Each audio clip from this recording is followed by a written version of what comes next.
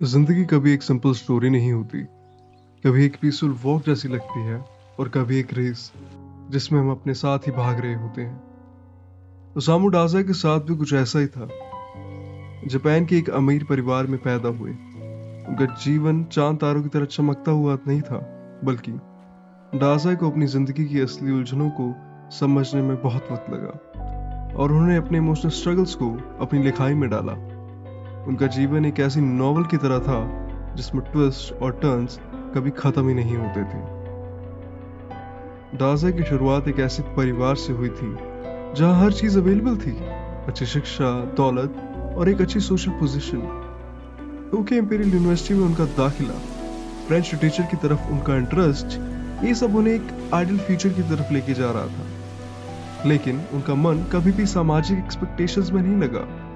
वो अक्सर टोक्यो के कैफेज में दोस्तों के साथ बैठे रहते थे, जहां ना किसी से जिंदगी के बारे में बात करने की कोई उम्मीद थी और ना किसी से अपने जज्बात बयां करने की।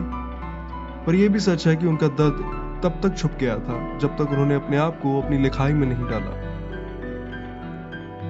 डाजा के लिए प्यार का मतलब था अपने आप को किसी के लिए खोया हुआ महसूस करना, और ये काफी बार उनके इमोशनल टर्मोइल का एक हिस्सा बन गया। शिजुको उनकी एक सिग्निफिकेंट पार्टनर थी जिसे उन्होंने अपने दर्द और स्ट्रगल के बीच में पाया था। यह रिश्ता इंटेंस था, लेकिन उनके सुसाइड अटेम्प्ट्स और इमोशनल इंस्टेबिलिटी के चलते कभी भी स्टेबल नहीं रहा। डाजा ने अपने अंदर की डार्कनेस को दुनिया के सामने लाने की बेइंतहा कोशिश की, लेकिन उनके लिए हर बार एक न्यू लेयर ऑफ पेन सामने आती गई। उन्होंने अपनी पहली सुसाइड अटेम्प्ट की थी और ये अपने आप को ही समझने की एक कोशिश ही थी, लेकिन कभी भी उन्होंने अपने दर्द को पूरी तरह से शांति में नहीं बदला। उनका प्यार उनकी दुनिया का एक और पहलू था, ना सिर्फ उनके इंटरनल स्ट्रगल बल्कि उनके इमोशनल केओस भी। शिजुको के साथ उनकी शादी 1939 में हुई, लेकिन जैसी उनकी जिंदगी, उनका रिश्ता भी कभी नॉर्मल नहीं रहा। 1943 में उन्होंने एक और सुसाइड अटेम्प्ट किया और ये रिश्ता अब उनके लिए एक बर्डन बन गया था। 1946 में उन्होंने एक और सुसाइड अटेम्प्ट किया, लेकिन इस बार उनके साथ उनकी मेड भी थी। उन्होंने अपनी मेड को भी अपने साथ मरने के लिए कन्विंस कर लिया था, पर दोनों की जान बच गई। ये घटना उनके लिए एक मोरल कोलैप्स का रीजन बनी और उन्हें कंफ्यूजन और गिल्ट में डाल गई। डाजा का जीवन और भी कॉम्प्लिकेटेड हो गया था, लेकिन उनका लिखना हमेशा उनके इनर टर्मोइल का एक एक्सप्रेशन था। उन्होंने नो लॉन्गर ह्यूमन लिखा, एक ऐसे कैरेक्टर के बारे में जो दुनिया से बिल्कुल डिस्कनेक्टेड हो गया था। ओबायुजु, उस नॉवल का प्रोटैगनिस्ट, अपने इमोशन से परे हो गया था और उसका जीवन अपनी ही पहचान और अपने ही थॉट से डिस्कनेक्टेड हो गया था। डाजा के लिए नो लॉन्गर ह्यूमन सिर्फ एक कहानी नहीं थी, बल्कि अपनी ही जिंदगी का एक रिफ्लेक्शन था। लेकिन जब हम बुंगो स्ट्रे डॉग्स में डाजा का कैरेक्टर देखते हैं, तो हम उनके रियल लाइफ स्ट्रगल्स और इमोशनल पेन को एक अलग ही रूप में देखते हैं।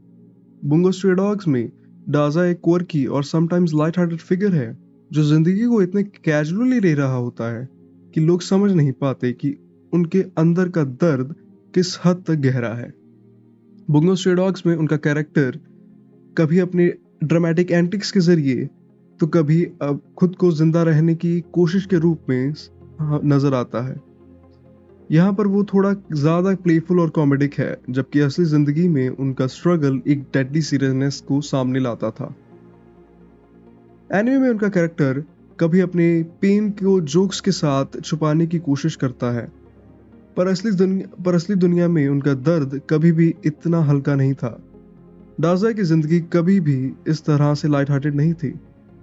जैसे नो लॉन्गर ह्यूमन में उन्होंने एक ऐसे कैरेक्टर को दिखाया जो अपनी ह्यूमैनिटी से डिस्कनेक्टेड था, वैसे ही उनके अपने जीवन में भी अपने इमोशन से दूर जाने की एक कोशिश थी। 13 नवंबर 1948 को डाजा का जीवन एक आखिरी ट्रेजिक ट्विस्ट में बदल गया जब उन्होंने अपनी जान ले ली थी। ये उनका पहला सुसाइड अटेम्प्ट नहीं था, पर उनका अंत ऐसा था जो उन्होंने हमेशा चाहा था। एक पूरी तरह से अपने दर्द से मुक्त हो जाने का। लेकिन डाज़ाई का दर्द और उनका स्ट्रगल सिर्फ उनकी मौत तक ही सीमित नहीं था। उनका जीवन और उनका लिखा हुआ काफ़ी बार एक इंट्रोस्पेक्टिव जर्नी का हिस्सा था, जो आज भी हमारे समाज में एक डीप रिफ्लेक्शन है। एनिमे और उनके नॉवेल्स का कॉन्ट्रास्ट दिखाता है कि जिंदगी में पेन और ह्यूमर का रिश्ता कैसे इवॉल्व हो सकता है। बुंगो स्ट्रे डॉग्स में डाज़ाई का कैरेक्टर हमेशा उनका एक होपफुल एंगल दिखाता है, एक ऐसे कैरेक्टर का जो अपनी लाइफ को एक न्यू मीनिंग देना चाहता है।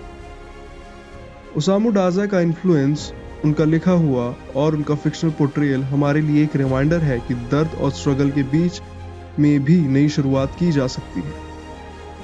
डाज़ाई का जीवन शायद ट्रैजिक था, लेकिन उनकी विरासत होपफुल है।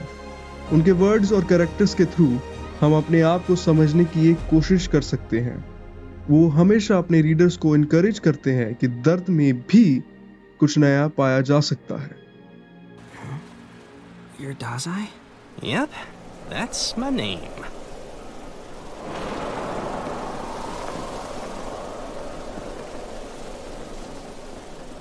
It's a pleasure to meet you, my new friend.